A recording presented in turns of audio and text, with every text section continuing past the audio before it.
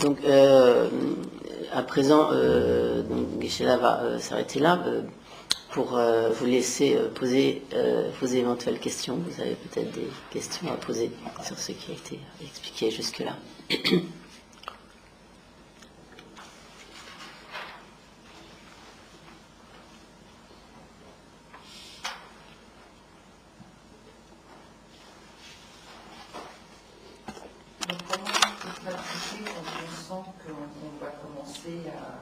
Se mettre en colère ou perdre, on le voit venir, on se sent, comment il faut faire se taire. C'est ça. Galangaso, Donata, contrôlant, chocho, yimeka, Tenato, Karichawa, Kandeshawa, Natsuta, Chetan Hakura, Kasta, contrôle, Yandoya, ça. C'est dans le Zéro, il c'est dans la zone de Congo, l'arbre de Koulmaïm, qu'on les a Congo. Zéro Congo, Zéro Congo, t'as des bons manteaux et Koulou, qui sont, Koulou qui est d'Adi, Koulou qui est chaud, qui dit le Koulou de l'USC, tant de maçons sans voiture, pas cher, c'est de Donc, de manière générale, il est important de méditer la patience avant que la colère ne surgisse, que la haine, aversion ne surgisse. Donc il est important de méditer de manière répétée, vraiment avec assiduité sur la patience. Et, mais lorsque néanmoins la colère apparaît, et si nous n'arrivons pas donc à ce moment-là à la dominer, à la contrôler, après que nous nous soyons mis en colère, il est important de prendre conscience de toutes les négativités de la colère, de la regretter vraiment très sincèrement, et de s'appliquer donc encore et encore à méditer la patience et et également donc de s'appliquer à des pratiques de purification pour en quelque sorte comme neutraliser les effets donc négatifs de cette colère et de s'appliquer également à développer l'amour et la compassion.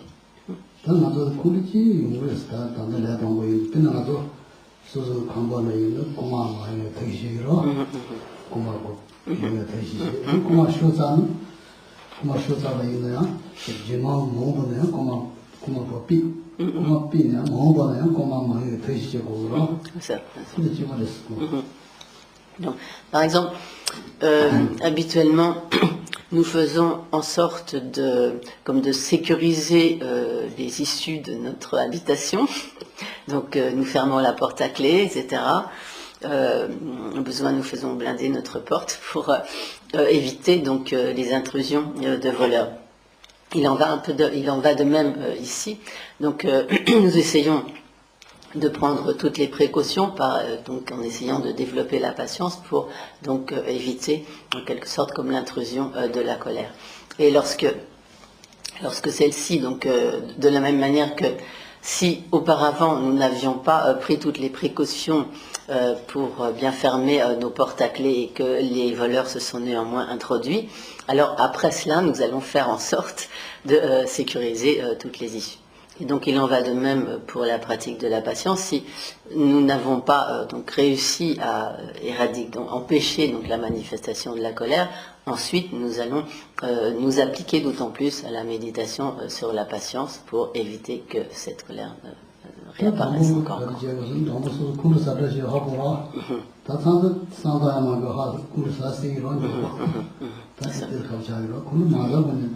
나제는 뒤따도 나중에 쿨르가 니미디 상관은 쿨이 와라 뭐가 되도록 그래서 뭐다 쿨이를 보고서지 무슨 생각을 지는 쿨을 하지 말았어 그래서 jadi agar jauh paju midil tan niji bong kures ulangi jauh ada 그래서 del teisi 그래서 jadi 쿨이 umara 그래서 donc si nous nous habituons à méditer sur la patience et sur tous les méfaits de la colère, toutes ces conséquences, les aspects négatifs de la colère, donc si déjà nous nous sommes bien familiarisés avec toutes ces réflexions, ces méditations, lorsque nous verrons poindre la colère, nous avons à ce moment-là des chances de pouvoir aussitôt penser aux méfaits de la colère, et cela alors a des chances de nous permettre de stopper en fait le cours de cette colère. Et également, nous pourrons alors aussi avoir des pensées de compassion vis-à-vis de la personne qui suscite notre colère, en voyant qu'elle-même, elle est dominée par toutes sortes de facteurs négatifs qui la rendent donc agressive ou hostile, etc.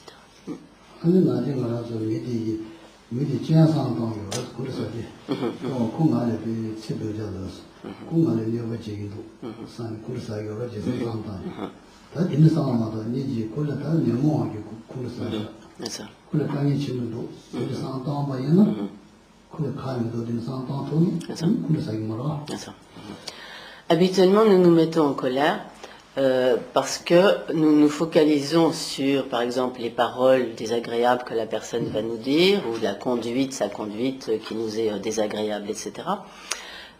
Et donc nous focalisons là-dessus, nous alimentons donc nos pensées négatives en ne pensant qu'à cet aspect. Mais si au lieu de cela, nous voyons que si cette personne agit ainsi, c'est parce qu'elle est vraiment elle-même dominée par les facteurs perturbateurs de son esprit, par toutes ces perturbations mentales, et que nous dirons finalement, le pauvre ou la pauvre, elle est vraiment ainsi, sans aucune, elle est conditionnée donc par ces facteurs négatifs, elle agit sans aucune liberté, et à ce moment-là, nous pouvons vraiment développer de la compassion envers cette personne.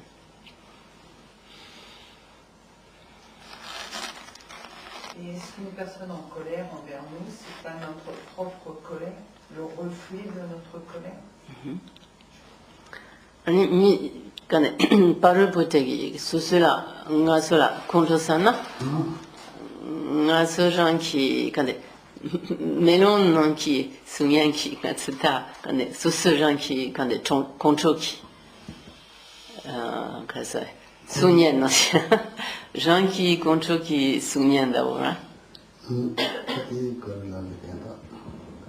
C'est beau, Jean, il m'a là. C'est ça.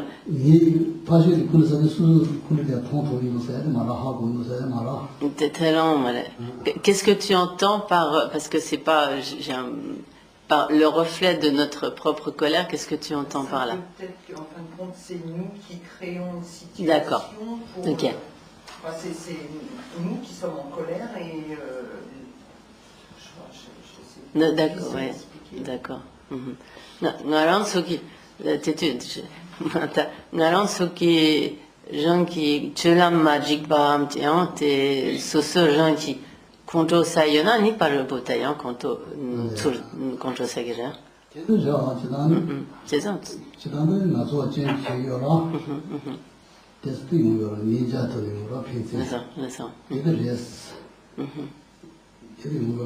C'est ça. Donc, effectivement, dans donc, la plupart des cas, si donc notre interlocuteur se met en colère, c'est parce qu'il y a une interaction en fait entre les deux personnes. C'est certain. Oui. Si on a quelqu'un en face de soi, justement, on réagit calmement, gentiment, etc., que ça amplifie beaucoup sa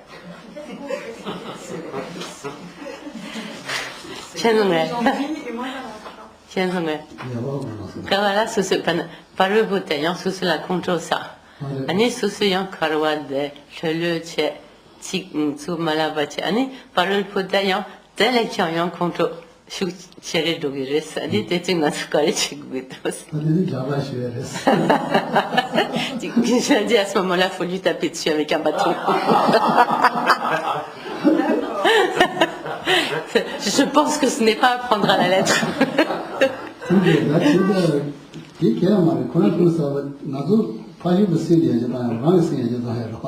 Là.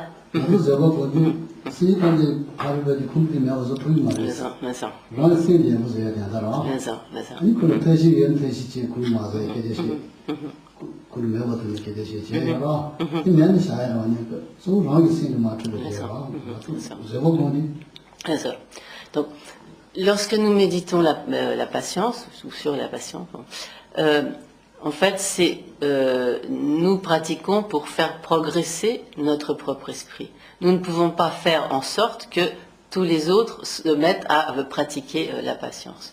Donc, si notre comportement, s'il est correct, bon, si l'autre ne peut pas pratiquer la patience, à ce moment-là, donc, il est important de faire ce que nous pouvons, s'il y a une possibilité de dialogue, de résoudre les problèmes, les incompréhensions, les conflits, etc. À ce moment-là, il est important de le faire.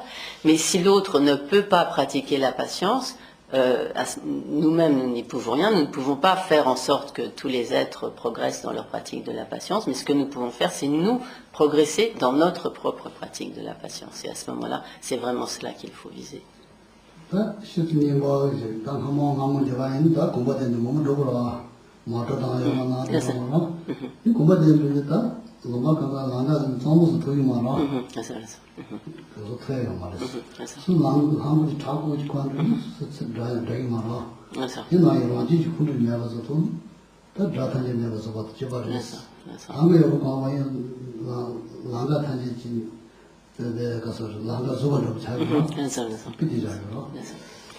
Donc, aujourd'hui, nous avons beaucoup de véhicules à moteur pour nous déplacer, donc nous n'avons pas à faire des kilomètres et des kilomètres à pied sur des chemins rocailleux.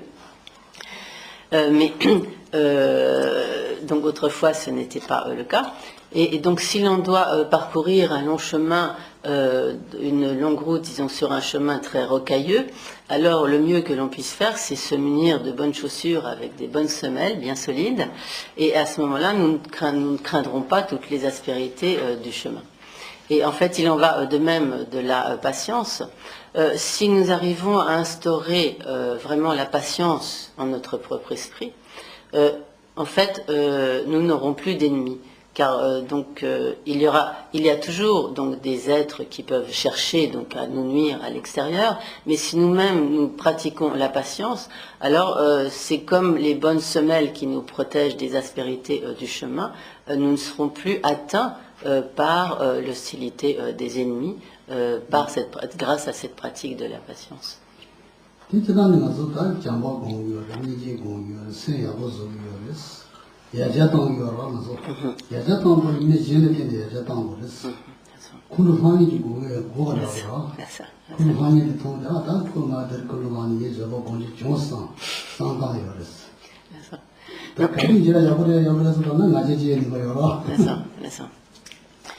Donc, nous essayons de progresser, donc de développer l'amour, la compassion, la patience, mais pour pouvoir ainsi progresser, nous avons absolument besoin des autres.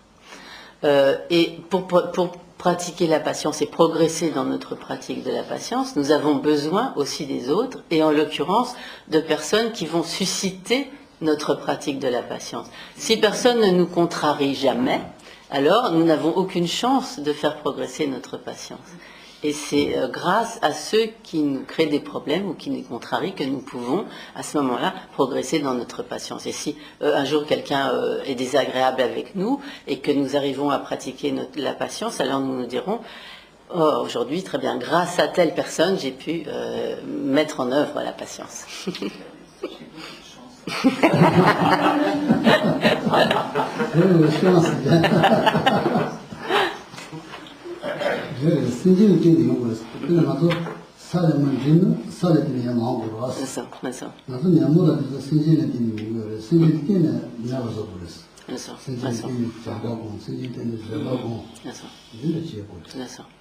Donc de la même manière que si nous tombons sur le sol, c'est en prenant appui sur le sol que nous nous relevons. Donc de la même manière, les facteurs perturbateurs de l'esprit surgissent et se développent de manière générale en relation dans nos relations avec les autres êtres, mais c'est également grâce à nos relations avec les autres êtres que nous pouvons faire régresser ces facteurs perturbateurs de l'esprit.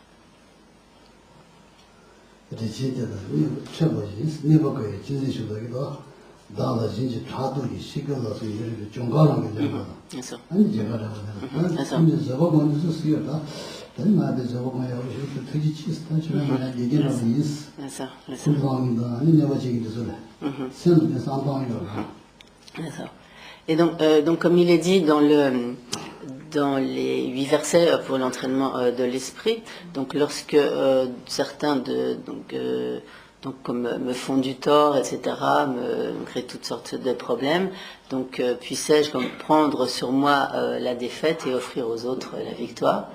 En fait, ce qu'il faut ainsi comprendre par là, donc c'est tout à fait en lien direct avec ce que Geshe-la vient d'expliquer, c'est que lorsque des êtres nous créent des problèmes, c'est grâce à eux donc, que nous pouvons progresser, et donc grâce à eux que nous pouvons pratiquer la patience, et nous pouvons à ce moment-là leur dire merci.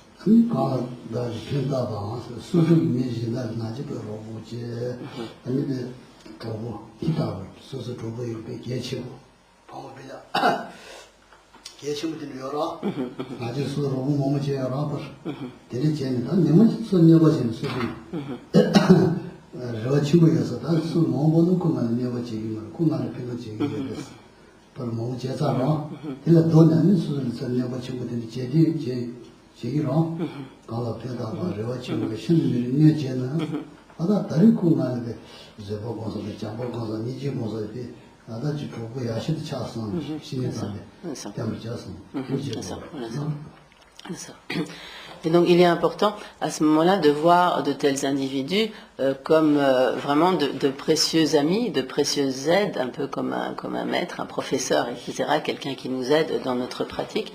Et également donc dans les 8 versets de l'entraînement de l'esprit, il est dit donc lorsque celui que j'ai comblé de mes bienfaits, donc je ne sais pas littéralement, donc disons pour le sens, lorsque nous avons agi pour le bien d'une personne, nous avons lui fait beaucoup de choses pour l'aider, etc. Donc nous nous attendons en toute logique à ce que cette personne à son tour nous aide le jour venu, si nous avons un jour besoin de son aide, qu'elle retourne en quelque sorte les bienfaits que nous avons prodigués par sa bienveillance, etc. Et si au lieu de cela, comme le dit le texte, en toute injustice, donc cette personne au contraire nous nuit, en fait, il est important de voir cette personne un peu comme notre meilleur ami, comme l'ami ou qui nous permet vraiment de nous appliquer à la pratique du dharma, de développer la patience, l'amour, la compassion. Oui. J'ai écrit dans ce que vous avez dit, si on veut s'appliquer à la méditation et à la réflexion, il n'est pas nécessaire de s'isoler réellement, mais de s'en remettre à la solitude. Comment on peut s'en remettre à la solitude dans la mesure où toute la journée on a plein de choses à faire, donc on pense à des choses, à des trucs techniques, à des détails concrets à régler, etc., qui nous prennent en fait un certain temps, et puis pour mettre en place les choses et tout ça. Et puis la journée passe rapidement, on arrive à la fin, on n'a pas forcément eu un moment où on a pu se concentrer sur autre chose que des choses à faire du quotidien, quoi.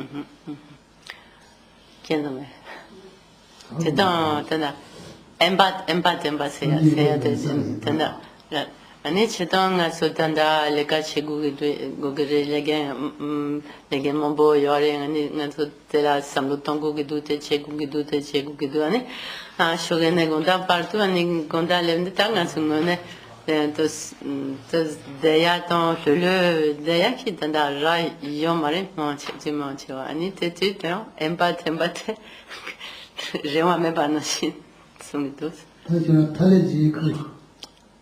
Pupa yoro, pupa chibuchi, ane to chibuchi kwa, dan mito ka diba de, tocho ka de, ane tagana de, nyali cheto sari desu. Chituda. Alors, Geshe-la dit, est-ce que tu crois qu'il est possible justement de prendre un bol à aumône avec juste quelques vêtements sur le dos et puis de se retirer dans la solitude des cimetières comme l'ont fait les grands pratiquants autrefois? Est-ce que tu crois que ça t'est possible? Je pense pas que ce soit possible.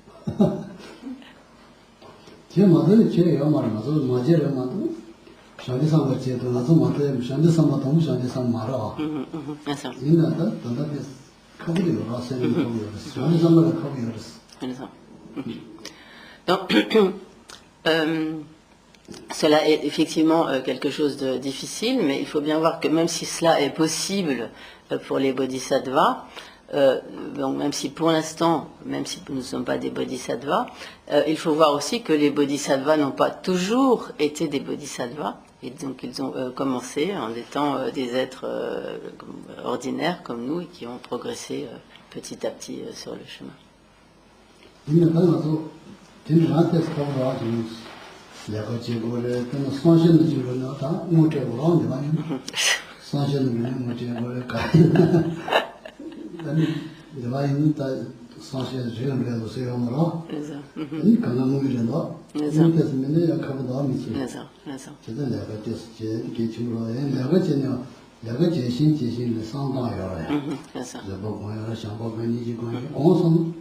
가지는 취재였어.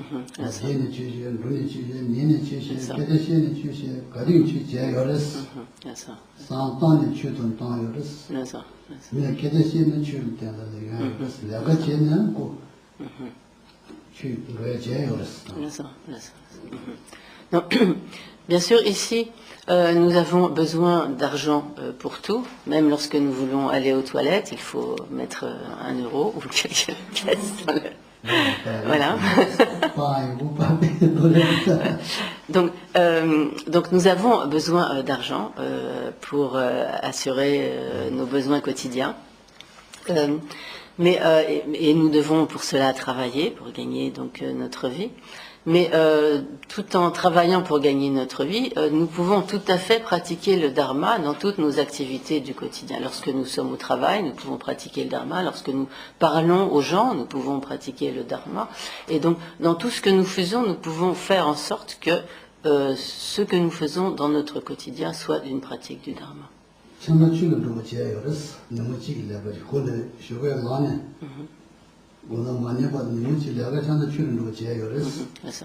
Donc en fait, il est possible que dès le moment où nous levons le matin, dans tout ce que nous faisons dans la journée jusqu'au moment où nous nous couchons le soir, il est possible de faire en sorte que tout ce que nous faisons dans une journée soit une pratique du dharma.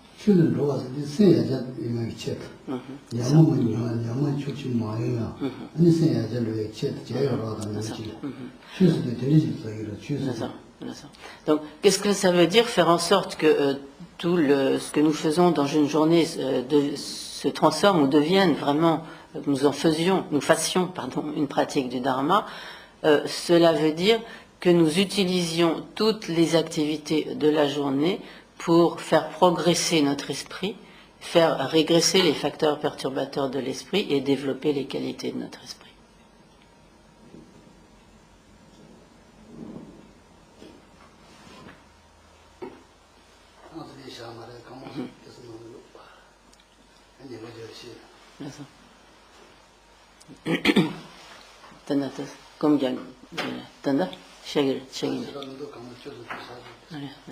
Donc nous allons nous arrêter là pour ce matin.